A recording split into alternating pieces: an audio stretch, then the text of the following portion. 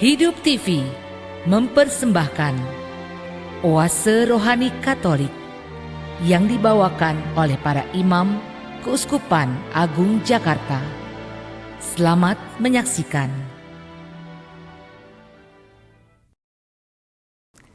Para sahabat Oase Rohani Katolik yang terkasih, apa kabar Anda semua? Semoga semua dalam keadaan baik dan bahagia. Senang sekali saya Margaret Indriana dapat menjumpai para sahabat dalam acara kita Oase Rohani Katolik. Kita akan mendengarkan bacaan dan renungan hari ini memasuki Minggu Prapaskah yang pertama. Telah hadir bersama saya Romo Karolus Putranto Trihidayat Projo, akrab dipanggil dengan Romo Uut. Selamat datang Romo Uut. Terima kasih Merji. Apa kabar Romo? Kabarnya baik, terima kasih. Semoga juga kabar baik untuk semua sahabat Oase Rohani Katolik dimanapun berada. Ya, mari kita mulai acara hari ini dengan doa pembukaan oleh Romo Uut. Marilah kita bersatu dalam doa, dalam nama Bapa dan Putra dan Roh Kudus. Amin. Syukur ya Bapa, pencipta langit dan bumi, atas segala anugerah-Mu, sehingga kami pada kesempatan ini Kau izinkan untuk mempersiapkan hati mendengarkan firman-Mu. Bukalah hati dan budi kami, agar dapat menerima firman-Mu, dan firman-Mu tumbuh dalam hati kami, berakar kuat, dan berbuah dalam kesaksian hidup kami hari lepas hari. Bunda Maria, teladan pendengar dan pelaku firman, lindungilah kami dengan doa-doa-Mu, memasuki pekan Prapaskah yang pertama ini, masa penuh rahmat, masa pertobatan ini. Dalam nama Bapa dan Putra dan Roh Kudus. Amin. Sahabat Oase Rohani Katolik yang terkasih, pada kesempatan ini saya akan membacakan bacaan dari Kitab Ulangan bab 26 ayat 4 sampai 10a. Pada waktu itu, Musa berkata kepada bangsanya tentang hal ikhwal persembahan. Katanya, imam harus menerima bakul dari tanganmu dan meletakkannya di depan mezbah Tuhan Allahmu.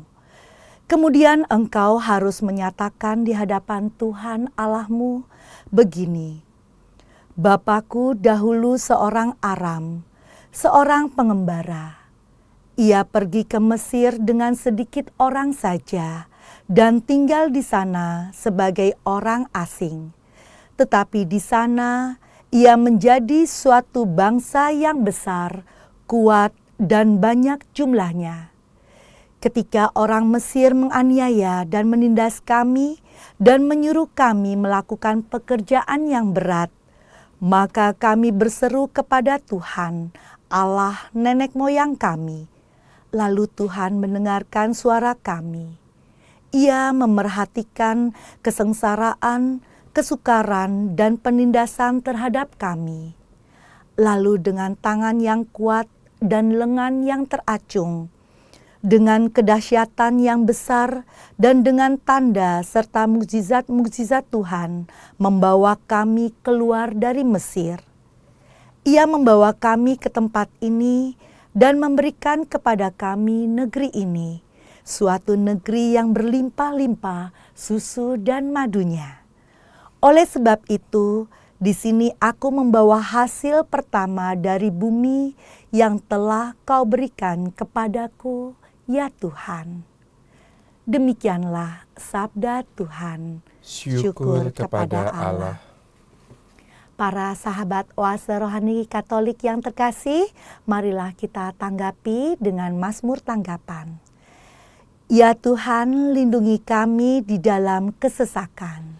Ya Tuhan, lindungi kami di dalam kesesakan.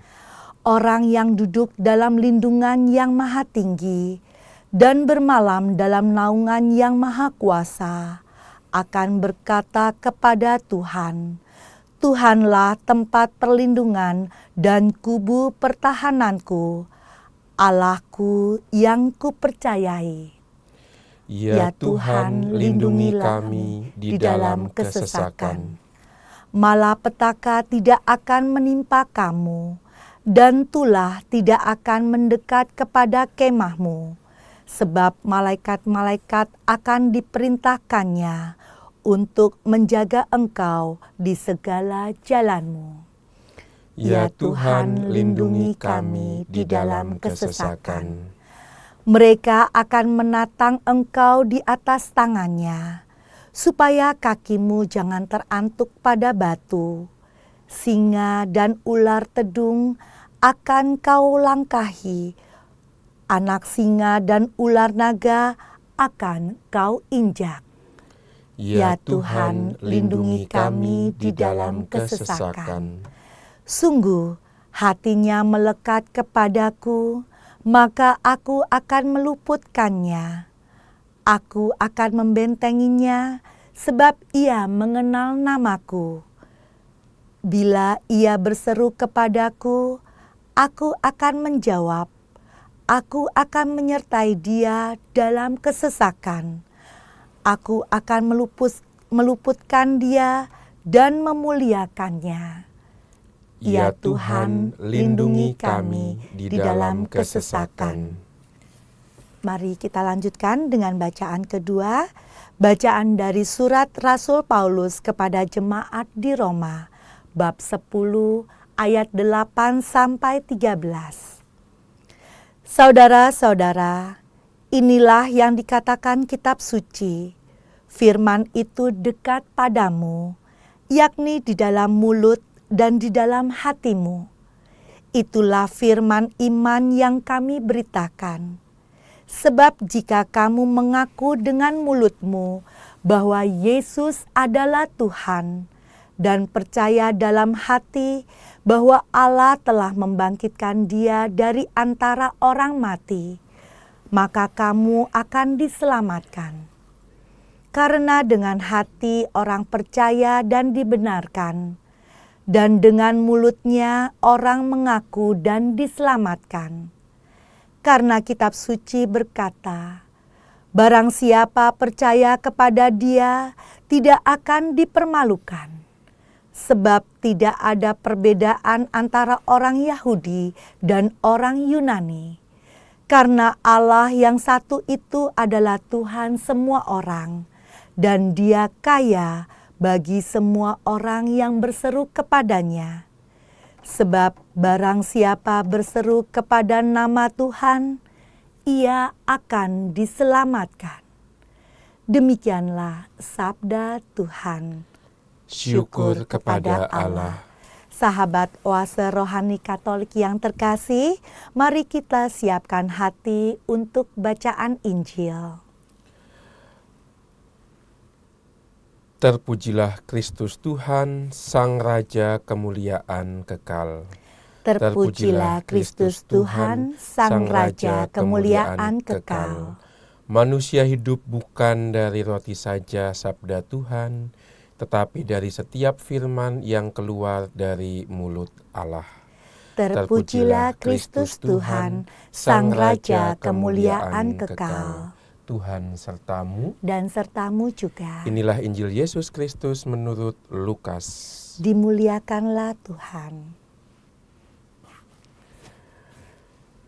Sekali peristiwa, Yesus yang penuh dengan Roh Kudus kembali dari sungai Yordan, lalu dibawa oleh Roh Kudus ke padang gurun. Di situ ia tinggal 40 hari lamanya dan dicobai iblis. Selama di situ, Yesus tidak makan apa-apa, dan sesudah waktu itu ia lapar. Lalu berkatalah iblis kepada Yesus, "Jika engkau anak Allah, suruhlah batu ini menjadi roti." Jawab Yesus kepadanya, "Ada tertulis, manusia hidup bukan dari roti saja." Kemudian iblis membawa Yesus ke suatu tempat yang tinggi, dan dalam sekejap mata ia memperlihatkan kepada Yesus semua kerajaan dunia.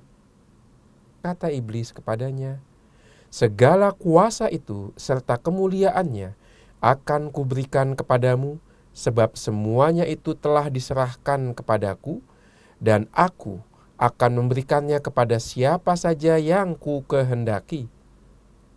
Maka, kalau engkau menyembah aku, seluruhnya itu akan menjadi milikmu.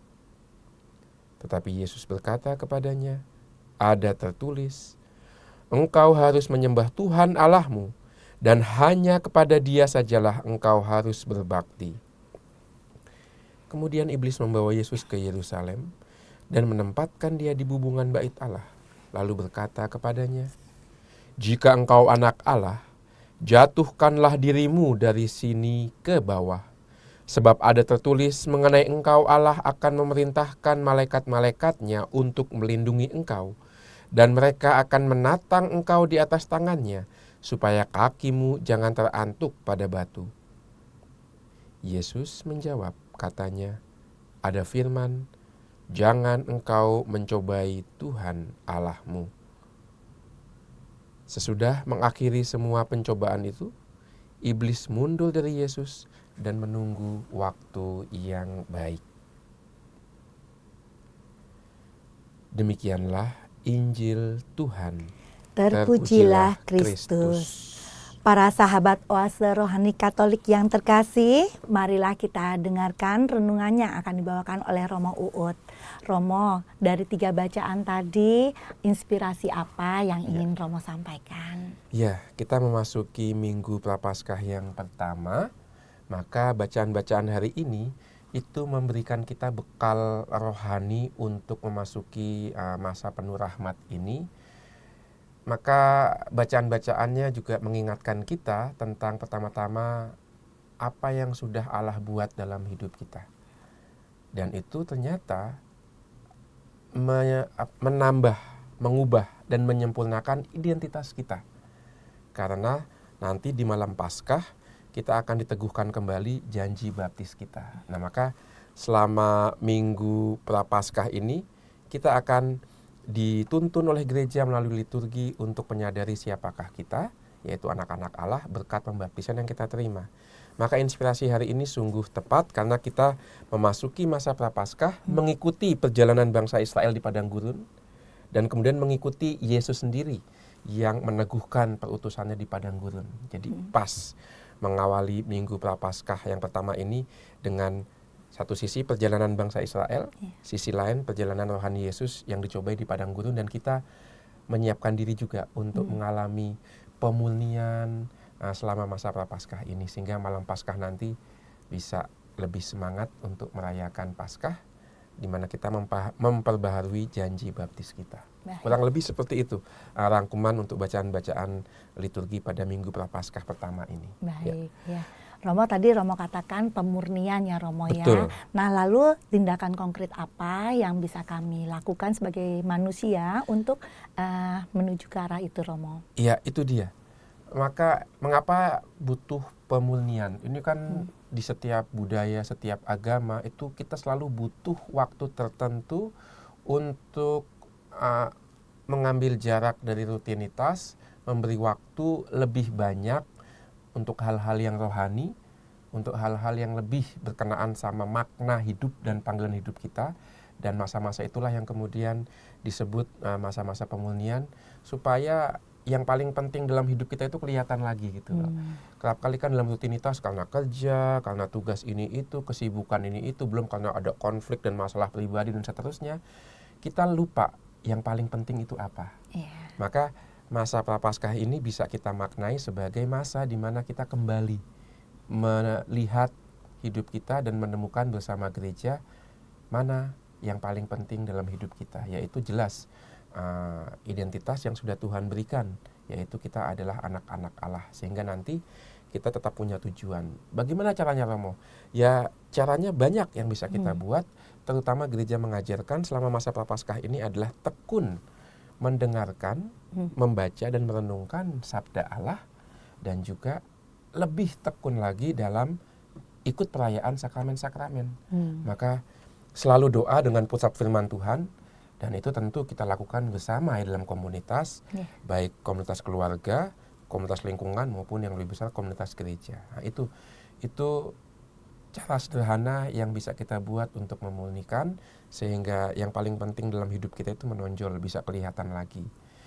Dan dalam masa Prapaskah ini juga gereja menganjurkan kita untuk melakukan laku tobat melalui mati raga, melalui penyangkalan diri, melalui pantang dan puasa, yang bisa kita maknai sebagai pertama, silih atas kesalahan-kesalahan kita, dan kemudian juga untuk mengamalkan cinta kasih. Ini juga sebuah silih juga. Nah, ini merupakan proses pemurnian sehingga nanti kelihatan makna hidupku itu apa, tujuan hidupku itu apa, karena itu akan dikaitkan dengan sumber kehidupan Yesus sendiri. Maka jalanilah ini bukan sebagai beban ya, masuk Prapaskah, ya masa puasa, aduh udah pantang, nggak bisa jajan lagi, nggak bisa. Enggak, jalani dengan sukacita. Maka seperti Yesus katakan dalam bacaan Injil, ketika engkau berpuasa janganlah memasang muram mukamu, tapi cucilah muka dan senyumlah. Ini bukan beban kok, ini kayak istilahnya itu kayak orang didadar, orang dipersiapkan untuk ujian silat gitu kan, untuk masa yang mendatang. Maka kita juga dengan sukacita, yes, saya akan melakukan ini supaya hidup saya semakin dimurnikan dan dibersihkan. Maka ada satu ungkapan, janganlah bertanya soal apakah aku bahagia, karena pasti kalau ditanya kamu bahagia nggak, jawabannya apa? Enggak. Biasanya kalau ditanya kebahagiaan kita akan menjawab negatif. Tidak. Mengapa? Kita terbiasa memasang syarat untuk kebahagiaan kita. Saya bahagia kalau gaji saya naik. Saya bahagia kalau jabatan saya meningkat. Maka kebahagiaan itu selalu biasanya ada syaratnya. Tapi tanyalah jangan apakah saya bahagia, tapi tanyalah apakah hidupku bermakna. Nah, itu. Ketika hidup kita bermakna, pun dalam kesusahan, penderitaan, kita tetap bahagia. Karena yang paling dalam dari hati kita, itu bisa kita ungkapkan, kita wujudkan.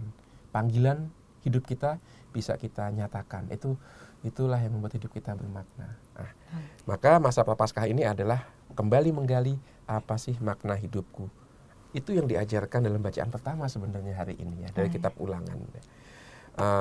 Kalau kita lihat bacaan pertama dari kitab Ulangan, Melji dan para saudara sahabat Oase Rohani Katolik yang terkasih, ini kan kitab Ulangan ya. Jangan ini mengapa Ulangan, bukan artinya ujian, tapi sebenarnya kitab Ulangan ini mau menggambarkan Israel yang sudah ada di pinggir Sungai Yordan. Mereka sudah melewati Laut Merah, mereka sudah melewati padang gurun, dan mereka akan menyeberang ke tanah Kanaan di seberang Sungai Yordan. Jadi mereka akan melewati air lagi nih, melewati Sungai Yordan yang nanti akan terbelah. Jadi persis seperti kita. Jadi kita juga ada di ini nih, awal masa Prapaskah nih. Sebelum nanti kita akan menyeberang Sungai Yordan. Apa artinya menyeberang Sungai Yordan? Yaitu memperbaharui janji baptis kita. Lihat, menyeberang Sungai Yordan kan berarti tenggelam dalam Sungai Yordan, melalui dasar Sungai Yordan. Demikian juga kita sudah ada di ujung, di awal masa Prapaskah. Sebelum nanti di masa Paskah kita akan diperbaharui janji baptis kita, seperti Israel memperbaharui niat mereka untuk hidup baru dengan cara menyeberang Sungai Yordan, supaya pas menjejakkan kaki di tanah Kanaan, mereka sudah hidup dengan niat yang baru.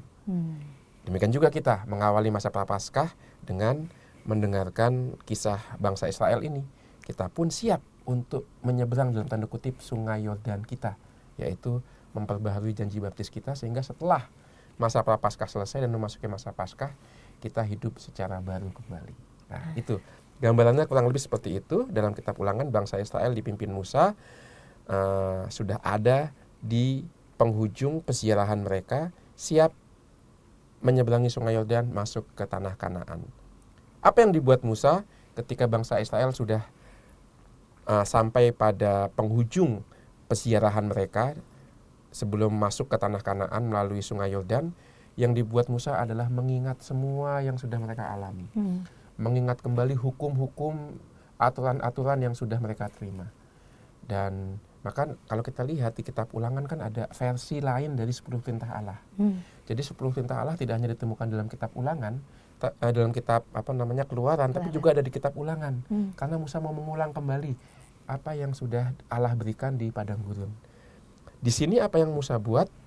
Musa memerintahkan umat Israel, seandainya nanti kamu sudah tiba di tanah Kanaan, berarti kan masa depan, ingatlah supaya kamu nanti mempersembahkan panenan pertama kamu kepada imam dan diletakkan di bawah mezbah Tuhan. Jadi itu, jadi bangsa Israel diingatin nih, nanti kamu akan makmur loh di tanah Kanaan. Kamu nggak akan mengembara lagi, hidupnya nggak akan susah lagi seperti sekarang di padang gurun, nggak bisa nanam. Makan juga cuma roti yang datang dari surga itu yang namanya mana. Makan daging juga ya, makan daging dari burung-burung yang jatuh dari langit. Tapi di tanah Kanaan, tanah terjanji berlimpah susu dan madunya. Kamu bisa mulai bercocok tanam, bisa mendapatkan hasil gandum yang luar biasa, bisa mendapatkan panenan anggur, buah ara, kamu akan makmur luar biasa. Tapi ingat, itu bukan karena usahamu, itu karena berkat dan campur tangan Allah. Itu, maka Musa mengingatkan bangsa Israel, sebelum kamu nanti mendapatkan anugerah berlimpah di tanah Kanaan, ingat loh, siapakah diri kamu sebelum Allah campur tangan dalam hidupmu. Maka kita lihat, ini sebenarnya dalam bacaan pertama mulai dari ayat 5 sampai dengan ayat yang terakhir, yaitu ayat 10, itu sebenarnya dalam tanda kutip itu kredonya bangsa Israel. Artinya rumusan keyakinan iman bangsa Israel. Kalau kita kan di Gereja Katolik punya kredo, aku percaya ya. Aku percaya pada Allah Bapa yang Maha Kuasa dan seterusnya. Ini rumusan kredonya bangsa Israel karena menceritakan apa yang mereka yakini. Bahwa mereka tercipta sebagai bangsa bukan karena perjuangan militer dan politik, tapi karena campur tangan Allah. Yang menarik adalah dalam kredo ini mereka tidak menutupi masa lalu mereka yang suram. Mereka secara jujur mengatakan nenek moyang kami itu bukan orang Yahudi kok. Nenek moyang kami orang Aram. Berarti orang asing kan. Dan tinggalnya itu bukan di Kanaan tapi sebagai pengembara. Artinya apa pengembara? Nggak punya kota yang tetap, tidak punya dalam tanda kutip itu lebih rendah statusnya. Peradabannya juga nggak terlalu maju. Tapi itu lihat orang Israel secara jujur mengakui, ya memang itulah asal-usul kami. Tidak ada rasa malu. Dan juga dikatakan bahwa dulu miskin. Tinggalnya juga di tanah Mesir, ya kan? Bukan di tanah asli nenek moyang mereka. Sebagai pengembara dan miskin karena hanya membawa sedikit orang saja. Dan di Mesir pun nggak menjadi orang kaya juga karena malah jadi budak. Ditindas. Suasana suram, suasana kelam hidup Israel tidak ditolak, tapi diakui. Ini yang menarik. Kerap kali kita juga dalam hidup kita semua kan juga punya sejarah kelam ya. Punya trauma-trauma, punya luka batin. Dan kerap kali kita tidak mau menerima itu. Karena rasa malu, karena sulit untuk melihat dan menerima pengalaman gelap itu apa adanya. Tapi kita bisa belajar dari bangsa Israel. Sebelum masuk ke tanah Kanaan, mereka refleksi, introspeksi, siapakah aku ini? Oh, aku bukan siapa-siapa ternyata. Nenek moyangku itu juga dulu nggak punya apa-apa kok. Tanah aja nggak punya. Oh, tanah aja nggak punya. Zaman sekarang banyak orang punya tanah. Iya kan? Luas-luas lagi kan. Nah, ini tanah aja nggak punya dia. Lalu kota, tempat rujukan, tetangga nggak punya.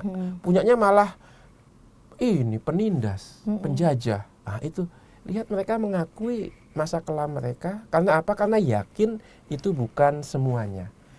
Keyakinan bahwa Tuhan campur tangan dalam hidup mereka yang membuat mereka juga bisa menerima masa kelam, kehidupan sulit, masa lalu mereka. Maka iman ini yang pertama-tama bisa membantu orang Israel untuk menerima diri apa adanya.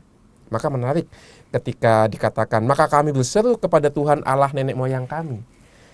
Dan Allah nenek moyang kami pun mendengarkan suara kami. Ia memperhatikan kesengsaraan, kesukaran, dan penindasan terhadap kami. Lihat, sepertinya Allah menjadi orang ketiga kan? Kami dan Allah sebagai dia. Jadi orang ketiga yang belum bisa diajak dialog karena ini masih menceritakan sejarah.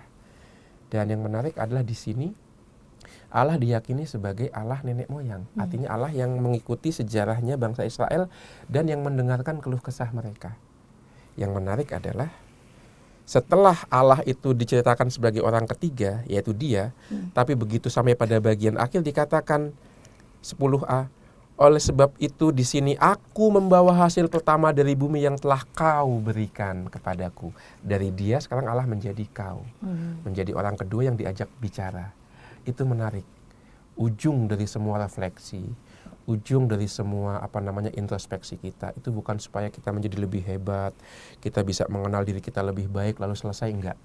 Untuk orang beriman, menerima diri apa adanya, menerima juga masa kelam, masa lalu hidup kita yang mungkin tidak indah, itu ujung-ujungnya adalah berdialog dengan Tuhan. Dia yang pertama menjadi orang ketiga, sekarang menjadi orang kedua yang bisa kita sapa sebagai engkau dalam doa. Nah itu.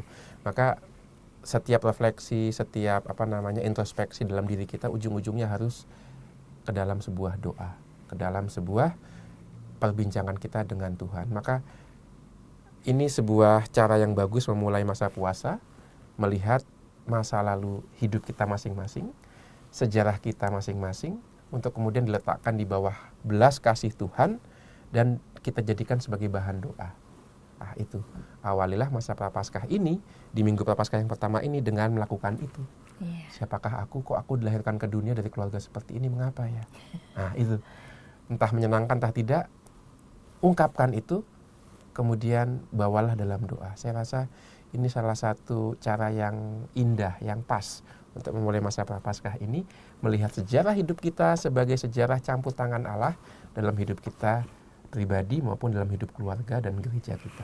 Baik Romo, yang penting kita secara pribadi memberikan ruang ya Romo. Betul. Untuk kita mengenal kembali siapa diri kita. Betul. Saat kita mulai dilahirkan, proses kita sampai kita saat ini ya Romo, sehingga semakin hari kita semakin dimurnikan dan kita bisa mempersiapkannya dengan baik.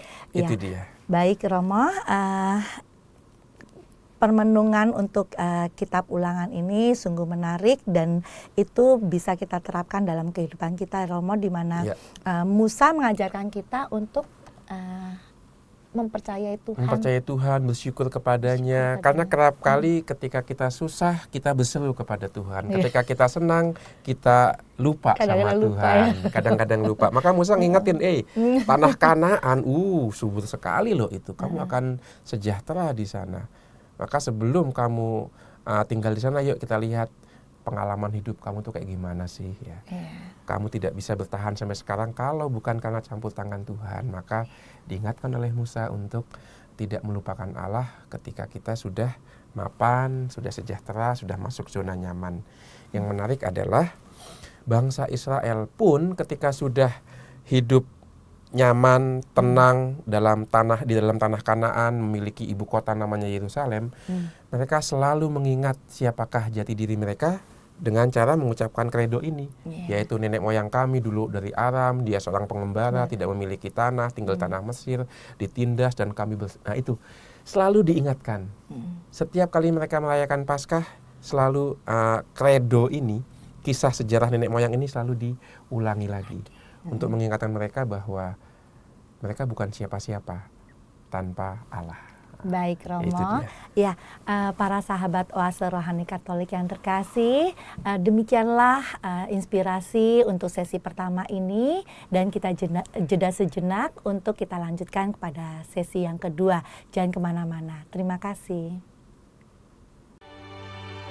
Hidup TV mempersembahkan Oase Rohani Katolik yang dibawakan oleh para imam Keuskupan Agung Jakarta.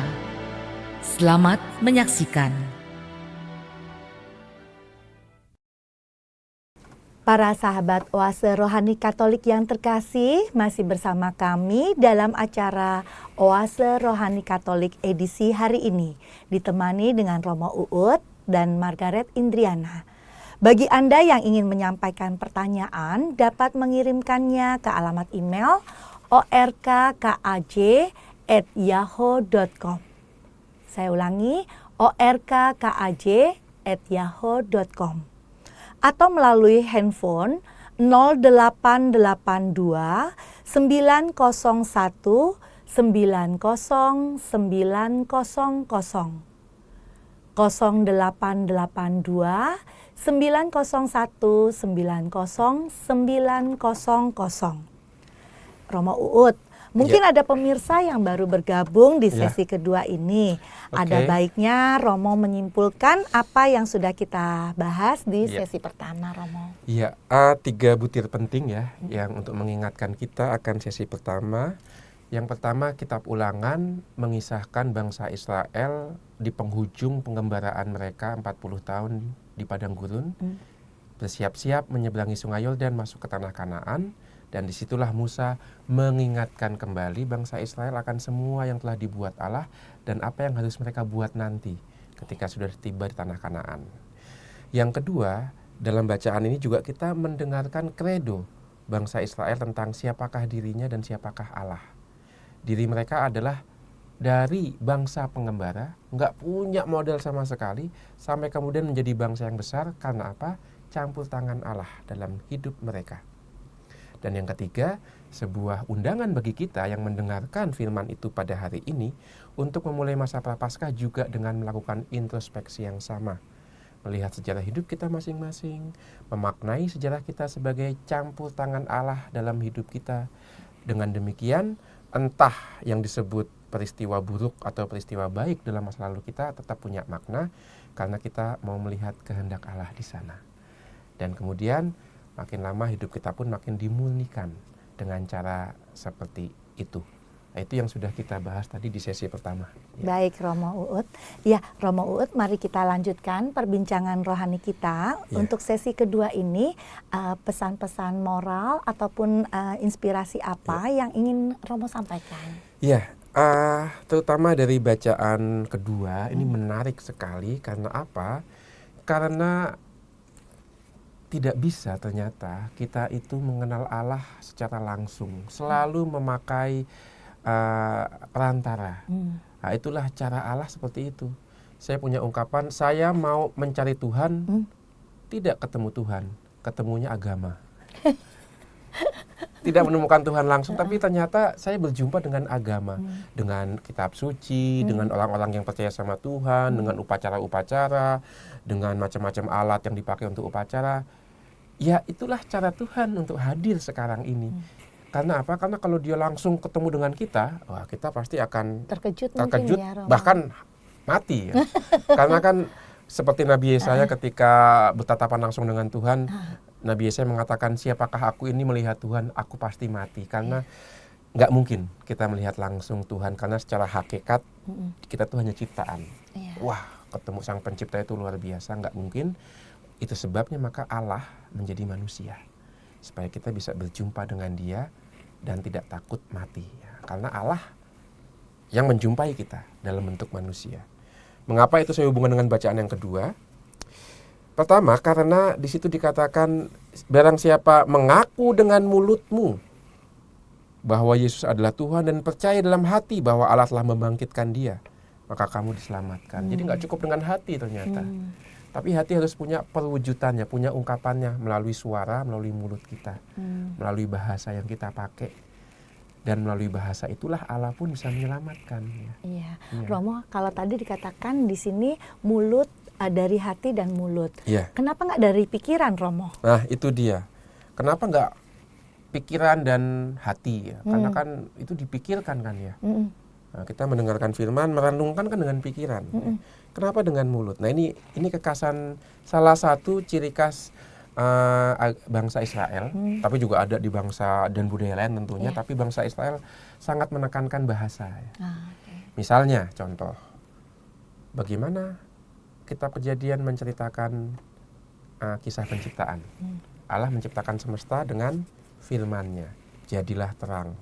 Kan Allah berbicara, maka apa yang diucapkan terjadi. Dan ini ternyata secara biologis, ilmu tentang neuroscience, ilmu tentang syaraf itu benar. Bagian yang paling penting dari manusia kan otak. Dan bagian yang paling penting dari otak kita itu adalah frontal cortex yang di depan ini. Dan pusat dari bagian otak depan adalah bagian yang mengatur bahasa. Mengapa bahasa penting? Karena bahasa itu akan memberi nama untuk setiap gejala yang terjadi. Emosi itu bisa kita kendalikan kalau sudah kita beri nama. Oh, saya lagi marah, maka kita bisa mengenali emosi kita dan kemudian mengendalikan. Coba kalau emosi nggak kita kenali, nggak kita beri nama, dia akan liar. Kita akan begitu saja melampiaskan emosi yang muncul. Tapi kalau emosi kita beri nama, kita lebih bisa mengendalikan. Mirip seperti Adam, itu sebelum menguasai hewan-hewan, Allah memberi tugas apa? Memberi nama pada setiap hewan itu sehingga dia bisa menguasai. Pentingnya bahasa. Maka untuk bisa menguasai perlu diberi nama. Maka lihat bagaimana bahasa itu menjadi kendaraan dalam tanda kutip atau alat yang dipakai Allah juga untuk membawa keselamatan. Maka dikatakan firman itu dekat padamu dalam mulut dan dalam hatimu. Mau mengatakan bahwa iman yang ada dalam hati kita, hati itu adalah tanda totalitas. Saya meletakkan dalam hati saya sesuatu yang saya cintai, dan kalau saya mencintai itu mencintai dengan seluruh diri saya. Kalau mencintai hanya setengah itu bukan cinta, itu hobi. Tapi kalau yang namanya cinta itu artinya total, karena itu melibatkan sepenuh hati. Itulah maka firman itu diletakkan pada bagian pusat dari diri kita, yaitu jantung kita, hati kita yang di mana terletak totalitas diri kita. Maka setiap keputusan yang kita ambil dengan total, maka dikatakan sepenuh hati. Itu firman itu letaknya di situ, bukan di pikiran. Tapi sungguh firman yang sudah turun dalam hati dan itu menjadi hidup orang beriman. Itu mengapa firman ada dalam hati. Mau mengatakan firman itu yang memberi hidup pada manusia. Lalu kenapa di mulut? Karena firman yang memberi hidup itu perlu diungkapkan, perlu dibahasakan, perlu disadari. Dan tidak ada sarana lain yang lebih kuat untuk penyadaran selain bahasa. Ketika, ya memang misalnya kan ada contoh dalam keluarga ya, misalnya kan ada orang yang cenderung tidak mau mengungkapkan perasaan dan cintanya kepada pasangan ya.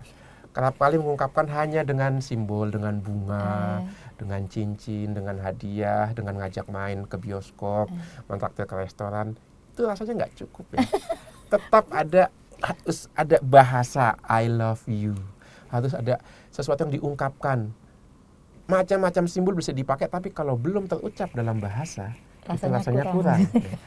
Tentu ini bukan hanya bahasa verbal, karena ada juga orang yang tidak bisa berbicara. Dia perlu diungkapkan dengan bahasa isyarat juga. Yang penting adalah harus dirumuskan dalam kata dan kalimat. Itu ciri khas manusia. Oleh sebab itu firman diletakkan dalam mulut, karena mulutlah yang akan mengeluarkan kata-kata, dan itu yang membedakan kita dengan hewan. Karena hewan tidak punya otak, frontal cortex nggak punya. Dan terlebih lagi hewan nggak punya bagian otak yang mengatur soal bahasa. Ketika orang berbahasa, orang menunjukkan kebijaksanaannya. Maka kan ada pepatah budaya suatu bangsa kelihatan dari tata bahasanya.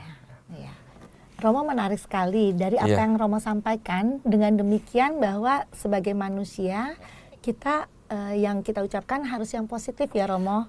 Sehingga hasilnya positif dan yang terjadinya pun positif. Persis itu.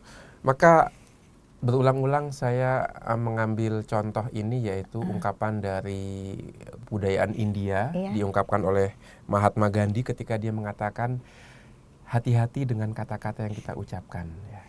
Karena dari kata-kata itu akan merangsang pikiran, dan pikiran melahirkan tindakan. Tindakan yang dibuat berulang-ulang membuat kebiasaan membentuk karakter, dan karakter kita menentukan nasib. Itu maka mulai dari kata-kata. Karena kata-kata bukan sekedar kata-kata hamba, tapi kata-kata itu adalah alat untuk merangsang pikiran.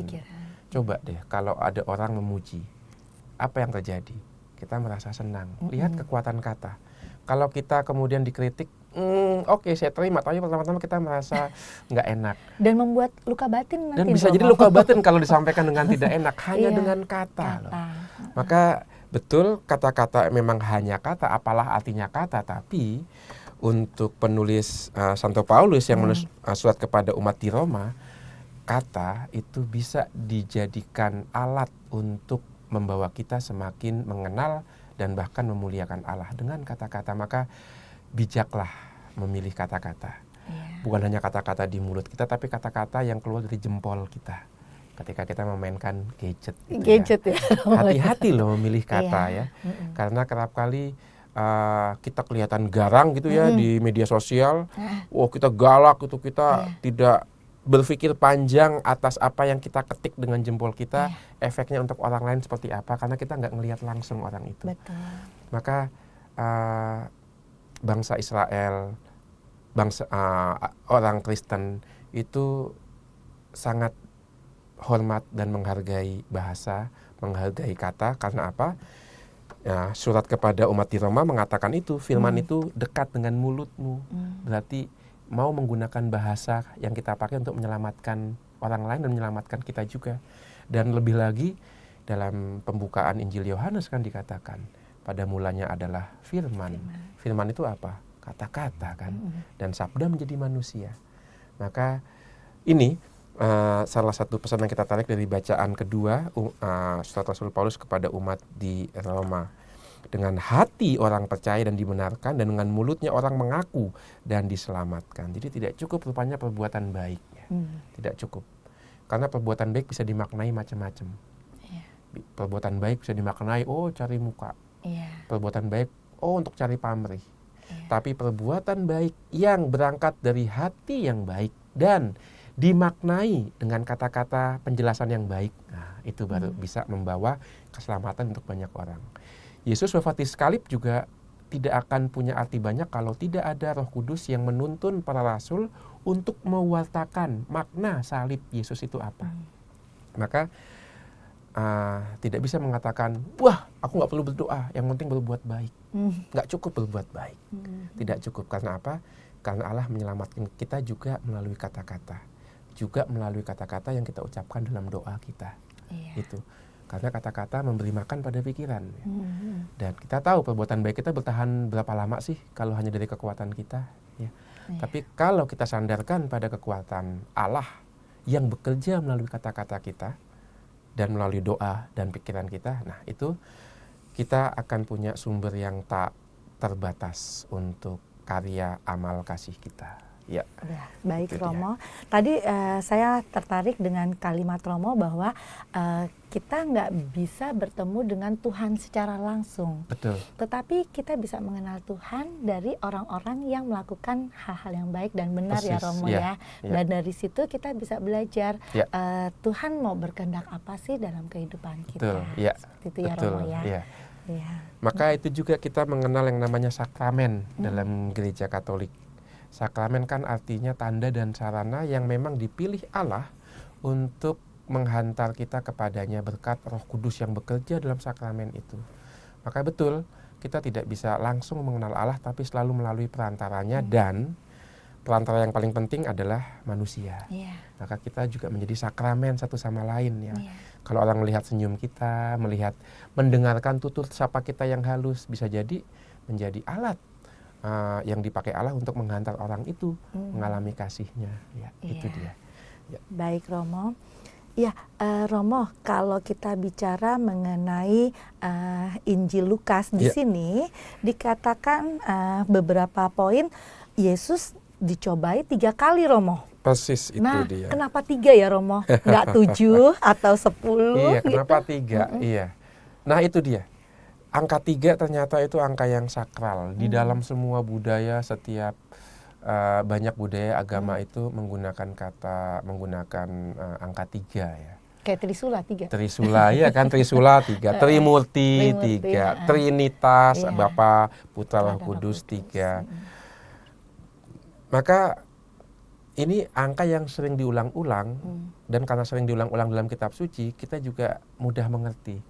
Maka struktur 3, pengulangan 3 kali itu membuat kita mudah memahami. Lihat saja kalau orang kan menulis cerita, kisah kan juga strukturnya kan 3. Pembuka, isi, penutup. Semua tulisan itu strukturnya 3 pada intinya. Ada pembuka, batang tubuh, lalu penutup. Maka 3 itu adalah salah satu cara untuk membuat orang mengerti. Memudahkan orang untuk memahami, karena ada pembuka, ada tengah-tengah isi, dan ada penutup. Hamburger aja kan 3 bagiannya kan, Iya. roti atas, tengah, daging dan isinya, waktu bawah itu kan penutup. Ya kan, struktur 3 itu memudahkan. Maka kalau kita lihat pencobaan Yesus di padang gurun, ini sebenarnya kan Lukas itu salah satu penginjil yang meletakkan Yesus berhadap-hadapan dengan musuh utamanya, yaitu setan. Dibandingkan ketiga Injil lainnya, Lukas itu yang secara konsisten dan tegas meletakkan Yesus berhadapan dengan setan. Maka ini adalah konfrontasi besar pertama, yaitu Yesus dicobai di padang gurun. Yang menarik apa? Yang menarik, begitu Yesus keluar dari air setelah dibaptis, setelah menerima Roh Kudus, tidak dibawa ke tempat yang enak, nyaman, pesta-pesta kalau udah dibaptis. Enggak. Roh Kudus dikatakan membawa Yesus ke padang gurun. Lalu mencobai. Lalu untuk menerima pencobaan. Maka kesimpulannya adalah hati-hati kalau kita itu menerima Roh Kudus. Karena itu adalah persiapan untuk pencobaan. Jadi memang betul Allah tidak pernah memberikan kita pencobaan yang melampaui kekuatan kita, karena Dia sudah mempersiapkan kita lebih dulu untuk menghadapi pencobaan itu, yaitu dengan memberikan Roh Kudusnya kepada kita. Maka Santo Ignatius Loyola pernah mengatakan demikian, semakin dekat engkau dengan Tuhan, semakin akan garang setan mencobaimu. Atau dalam istilah Indonesia kan ada, semakin tinggi pohon kelapa, semakin kencang anginnya dan mudah tergoyang. ya. Demikian juga kita di awal masa Prapaskah ini ya. Kalau kita mau dekat dengan Tuhan, siap-siap. Kita juga akan mendapatkan serangan dari setan, karena setan gak akan senang kita itu jadi lebih baik. Maka Yesus sudah mengalami itu dulu. Maka kita bisa ngikutin kekuatannya Tuhan Yesus, mengidentikan diri kita, menempatkan diri kita di samping Yesus yang sudah lebih dulu mengalami pencobaan itu. Kenapa ke padang gurun? Nah, itu juga pertanyaan. Kenapa nggak dibawa ke Yerusalem? Kenapa ya Roh Kudus membawa Yesus ke padang gurun? Mengapa padang gurun? Karena ada 2. Yang pertama, padang gurun, kuburan, itu tempat tinggal roh jahat. Itu adalah tempat di mana Allah diyakini belum campur tangan menyempurnakan ciptaannya. Biasanya Allah itu akan tinggal mengikuti tempat tinggal manusia, yaitu di dalam tembok kota. Maka semua orang yang dianggap terkutuk dan berdosa tidak boleh masuk tembok kota, karena orang itu bukan milik Tuhan tapi miliknya setan. Siapakah orang yang nggak bisa masuk tembok kota? Mereka yang cacat, mereka yang kena penyakit kusta, mereka yang buta, itu dianggap mengalami itu semua sebagai hukuman dari Tuhan, maka nggak bisa ikut tinggal dalam tembok kota. Maka kita ingat misalnya kisah Bartimeus ya kan, dia nggak bisa masuk kota tapi hanya duduk di depan gerbang kota dan berteriak-teriak memanggil Yesus ketika dia dengar Yesus lewat. Nah, maka Yesus sekarang itu dibawa ke padang gurun, artinya ke tempat kerajaannya setan nih. Dia masuk menyerang kerajaan setan, dan dia menang atau tidak? Di sini dikatakan menang ya. Dia bisa mengatasi ketiga cobaan itu. Maka betul Yesus itu seperti pelaut yang mendarat di benua Amerika, Christopher Columbus. Begitu mendarat langsung menancapkan salib ya kan. Ini wilayah kerajaan Portugis. Nah, itu kan kolonialisme muncul. Tapi Yesus mengkoloni kerajaan setan. Padang gurun ditancapkan dengan kemenangannya. Ini bukan lagi kerajaan setan. Ini kerajaan Allah dengan kehadiran Yesus di padang gurun. Maka padang gurun bisa kita pahami sebagai ruang hati kita di mana mungkin Allah belum mendapat tempat ya. Ruang hati kita di mana di situ mungkin masih ada rasa dendam yang belum mau kita hilangkan. Ruang batin kita di mana di situ mungkin ada kebencian yang belum bisa kita atasi, atau juga masa lalu yang belum kita serahkan kepada Tuhan karena kita masih sayang. Nggak bisa nih, masih belum tulus melepaskan luka itu. Atau juga nafsu-nafsu kita yang aduh sayang nih kalau dilepas nih, udah terlanjur nyaman dengan nafsu ini ya. Itu bisa jadi padang gurun adalah simbol bagian hati kita yang belum total kita berikan kepada Allah. Maka di awal masa Prapaskah ini, yuk kita berdamai dengan Allah. Ini saat yang tepat. Bukalah hati kita supaya Yesus sendiri hadir di semua sudut hati kita, sehingga tidak ada lagi padang gurun satupun dalam hati kita. Itu yang pertama. Yang kedua, padang gurun juga menjadi tempat pemurnian. Dikatakan oleh Nabi Yesaya bahwa Yang membawa kabar gembira akan datang dari padang gurun. Dikatakan juga oleh Nabi Hosea, Allah akan memanggil Israel sebagai pengantin di padang gurun. Jadi artinya apa? Artinya memang untuk menjadi mempelai Allah, dekat dengan Allah itu butuh yang namanya pemurnian. Butuh yang namanya silih. Tidak bisa kita leha-leha lalu semuanya beres, enggak. Gandum aja kan untuk jadi roti harus dipecahkan, ditumbuk, dibakar, kemudian jadi roti. Nah, kita adalah roti-roti hidup. Demikian juga kita harus digituin dulu, dimurnikan dulu sehingga bisa diberikan sebagai makanan dalam tanda kutip untuk sesama. Keselamatan, penghiburan, sukacita bagi sesama, kita pun harus mengalami pemurnian itu. Nah, itu dia dua makna padang gurun yang ada dalam bacaan Injil hari ini. Ya, maka kalau kita lihat lagi, cobaannya kan ada 3 ya. Yang pertama soal lapar, batu diubah jadi roti. Lalu yang kedua itu soal Yesus diminta untuk menyembah, ya kan? Menyembah iblis. Lalu yang ketiga untuk menjatuhkan diri. Ya. Maka di tengah-tengah itu tuh 3, 1 itu mengandalkan kekuatan kita untuk makanan jasmani saja, meminta Allah membuat hidup kita lebih ringan. Yang cobaan yang ketiga untuk meminta Allah supaya hidup kita juga menjadi populer. Tuh lihat, kamu kan bisa membuktikan dirimu kan. Nah, yang paling penting justru yang di tengah nih, yaitu menyembah. Karena menyembah artinya kan memberikan hati kita yang total kepada siapa yang kita sembah. Maka lihat struktur 3 lagi kan. Jadi 1 itu mencobai Allah dengan cara minta Allah, kalau kamu Allah, buat hidup saya lebih ringan dong Tuhan. Buat hidup saya kurang penderitaannya. Nah, itu kan godaan yang pertama. Godaan yang kedua, kalau engkau Allah, buktikan bahwa aku juga bisa selamat dari penderitaan ini dengan cara tadi mencobai lompat. Tapi sebenarnya di antara kedua cobaan itu, intinya di tengah-tengah itu. Cobaan kedua, yang lu sembah siapa sih sebenarnya? Yang kamu sembah itu Allah atau dirimu sendiri? Nah, itu kurang lebih pesan yang bisa kita ambil dan Yesus bisa mengatasi itu semua. Karena yang dia sembah hanya satu, yaitu Allah Bapanya di surga. Iya, Romo, dari bacaan Injil ini ternyata iblis itu nggak putus asa, Romo. Dan di dalam kalimat yang terakhir bahwa iblis mundur dari Yesus dan menunggu waktu yang baik, Romo. Nah, kapan sih waktu yang baik dari iblis? Keinginannya iblis ya. Nah, ini kan di awal Prapaskah ya, di awal Prapaskah dicobai dan gagal. Nanti waktu yang baik itu di Jumat Agung. Ketika Yesus itu menderita di kayu salib. Itu saat yang paling baik. Yaitu ketika Yesus secara manusia ditinggalkan oleh para muridnya dan sebagai putra Allah, dia merasa ditinggalkan oleh Allah Bapanya. Wah, itu sedih sekali. Nah, itu kesempatan setan mencobai, di situ kesempatan yang baik. Maka kita lihat nanti dalam Injil Lukas dan juga terutama Injil Markus dan Matius ya, bagaimana Yesus itu berjuang di Taman Getsemani untuk secara total mengakui, ya aku menerima kehendak Allah. Itu saat yang paling baik tuh di Taman Getsemani bagi setan. Dalam Injil Lukas diceritakan lebih dramatis lagi, sampai keringatnya berubah menjadi darah. Betapa beratnya cobaan yang dihadapi Yesus di Taman Getsemani.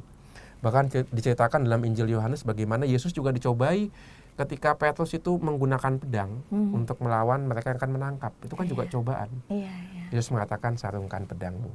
Dulu aku pikir berguna, tapi sekarang sudah selesai. Nah, itu. Karena yang menggunakan pedang akan dihancurkan juga oleh pedang. Kekerasan akan dihancurkan oleh kekerasan. Jadi saat yang baik adalah ketika Yesus menghadapi sakratul mautnya. Mulai dari Taman Getsemani sampai nanti puncaknya di kayu salib. Bahkan Yesus pun bertanya, Allahku, Allahku, mengapa engkau meninggalkan daku? Itu titik nol Yesus, sama sekali kosong. Allah pun tidak terasa dekat. Nah, itu saat yang baik, tapi lihat Yesus sudah menang atas semuanya itu. Baik di padang gurun maupun nanti di kayu salib. Nah, saya mengistilahkan kayu salib itu sebagai cara Allah menghukum setan. Sebelumnya Allah menghukum manusia, menghukum dunia dengan air bah. Tapi Allah berjanji tidak akan menghukum air bah lagi. Menghukum dengan air bah lagi. Karena sekarang kejahatan akan dihukum dengan kematian. Yaitu kematian putra Allah di kayu salib. Maka Yesus menyerap semua kejahatan dalam dirinya. Lalu dengan matinya Yesus, mati juga kejahatan dunia, sehingga sudah habis kejahatan dunia, dan Yesus bangkit dengan mulia. Dengan tubuhnya yang mulia, tidak ada lagi kejahatan, tidak lagi ada air mata. Itulah kemenangan yang menanti kita di akhir zaman nanti. Jadi udah jelas nasib kita. Baik. Menang bersama Yesus. Ya. Iya, tujuan akhirnya kemuliaan Kemuliaan Tuhan, ya, yang sudah kita cicipi ketika Yesus bangkit sebenarnya. Baik, Ya. Romo, dalam kehidupan sehari-hari Iya. kita kan berproses dibentuk ya Romo. Tadi Iya. kan kita diminta untuk berdoa. Iya. Nah, terkadang dalam doa itu ada banyak suara nih Romo. Iya. Nah, bagaimana kita mengetahui itu suara Tuhan atau suara iblis Romo? Nah itu dia, maka setan juga cerdik kan dalam godaan yang ketiga, tahu Yesus selalu menjawab ada tertulis, setan pun di cobaan ketiga balas, Yesus ada tertulis juga loh. Nah, jadi dia bisa menggunakan kitab suci loh untuk menggoda kita. Lalu di mana caranya? Apa kriteria ini suara Allah, ini suara iblis? Kriterianya bagaimana? Kriterianya salah satunya adalah kita merenungkan, kita memilah-milah. Kalau saya mengikuti suara ini dan kemudian ada rasa damai dan sukacita yang bukan dari kita, itu berarti suara dari Allah. Tapi kalau kita mendengarkan suara itu dan kita ikuti dan kita pikirkan kalau saya ikutin apa akibatnya, kok malah ada kegelisahan, padahal yang mau kita ikutin itu baik, itu bukan dari Allah. Maka kita ingat apa yang dikatakan Santo Paulus, kerajaan Allah itu adalah keadilan, kedamaian, dan sukacita. Itu tanda-tanda suara dari Allah. Ada keadilan, ada kedamaian, dan ada sukacita. Berarti terlihat dari buah-buahnya Buah-buahnya, ya Romo. itu dia. Ya, kalau semakin banyak berbuah berarti itu memang berasal dari Tuhan. Ya, Tuhan. Sehingga dalam doa pun ya kita benar-benar mengikut sertakan Roh Kudus untuk membimbing kita, sehingga apa yang kita lakukan, kita perbuat memang sesuai dengan tuntunan. Persis, itu dia. Allah. Kadang-kadang ada yang orang berbuat baik tapi kok mukanya murung. Ya. Itu bukan Terpaksa sukacita, kayaknya. itu terpaksa, itu jadi beban. Jadi beban ya Romo. Itu maka dalam pelayanan pun perlu memilah-milah juga, ini pelayanan karena ambisiku atau karena memang sungguh kehendak Allah. Iya, baik Romo. Ya. Ya, Romo, banyak hal yang mau kita ulas Romo, tetapi waktu jualah yang telah membatasi kita Romo. Ya. Baik, demikianlah perbincangan kita kali ini. Terima kasih kepada Romo Uut atas kehadirannya di studio dan para sahabat Oase Rohani Katolik yang terkasih. Demikian perbincangan kita hari ini dan kita mohon doa penutup dan berkat dari Romo Uut. Mari kita siapkan hati kita. Dalam nama Bapa dan Putra dan Roh Kudus. Amin. Amin. Syukur ya Bapa untuk kebersamaan dalam firman yang sudah kami alami pada saat ini. Semoga kami senantiasa dikuatkan dan taat pada firman-Mu yang menuntun kami, melindungi kami dalam padang gurun kehidupan ini. Sehingga hari lepas hari hidup kami semakin dimurnikan dan hanya memancarkan kasih-Mu bagi sesama. Demi Yesus Putra-Mu, Tuhan dan pengantara kami. Amin. Amin. Tuhan sertamu. Dan sertamu juga. Berkat Allah Tuhan melimpah atas kita, atas keluarga kita, dan masa puasa kita di tahun ini dalam nama Bapa dan Putra dan Roh Kudus. Amin. Para sahabat Oase Rohani Katolik yang terkasih, demikianlah perbincangan kita hari ini. Semoga banyak manfaatnya dalam kehidupan kita sehari-hari. Dan Romo Uut bersama saya Margaret Indriana mohon undur diri dari ruang Anda. Kita akan berjumpa kembali pada kesempatan berikutnya. Selamat melanjutkan aktivitas Anda dan jangan lupa mari amalkan Pancasila. Kita berhikmat, bangsa bermartabat. Demikianlah Oase Rohani Katolik yang dibawakan oleh para imam Keuskupan Agung Jakarta. Tuhan memberkati.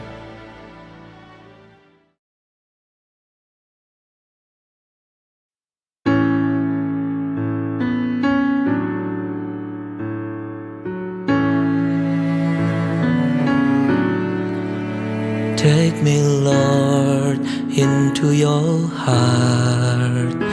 Take me, Lord, till I'm fulfilled. Save my life, for you are God. I survive, 'cause you are near.